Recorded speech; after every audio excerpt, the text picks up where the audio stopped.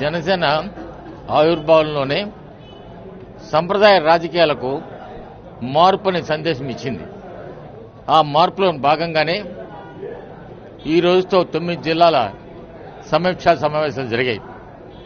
మామూలుగా సంప్రదాయ రాజకీయాల్లో నాయకులతో మాట్లాడతారు, వాళ్ళు కార్యకర్తలకు అధ్యక్షుడి సందేశం ఇస్తారు.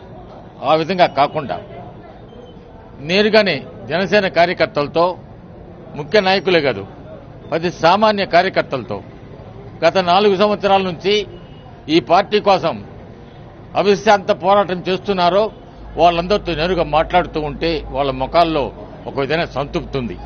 నేను ఒకరిద్దరిని అడిగా, ఎందుకు చాలా సంతోషంగా ఉన్నారని.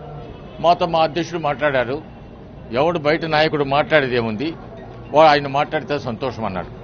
ఇప్పటికి 9 జిల్లాలు అయిపోయినాయి. 10, 11తో 13 జిల్లాలు కూడా సమీక్షా సమావేశాలు అయిపోతాయి. దానికోసం 10, 11తో సమీక్షా సమావేశాలు పూర్తిగా 13 జిల్లాలు అయిపోతాయి. ఆ తర్వాత మమ్మల్ని తోట చంద్రశేఖర్ గారి ఆధ్వర్యంలో జనరల్ సెక్రటరీ కృష్ణారావు గారితో కలిసి పార్లమెంటరీ కమిటీలు లిస్టు తయారు చేయమన్నారు. ఆ లిస్టు కూడా తయారైపోయి ఉన్నాయి.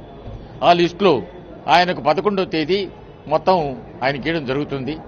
ఆ తర్వాత ముఖ్య నాయకులను కూర్చొని ఏ విధంగా ముందుకు సాగాలా, ఆ తర్వాత పండగ తర్వాత బయలుదేరి జిల్లాల్లో ఏ విధంగా ఎన్నికల యాత్ర జరగాల అనేది కూడా నిర్ణయించడం జరుగుతుంది. ఇప్పటికే పవన్ కళ్యాణ్ గారి గురించి జిల్లాలో అందరికీ తెలుసు. కాకపోతే ఈ నెలాఖరు లోపల పండగ కాగానే అమరావతి మేమంతా విజయవాడలో ఉంటాం, ఒక్కొక్కసారి ఒక్కో జిల్లాకు పోవడం మళ్లీ రావడం.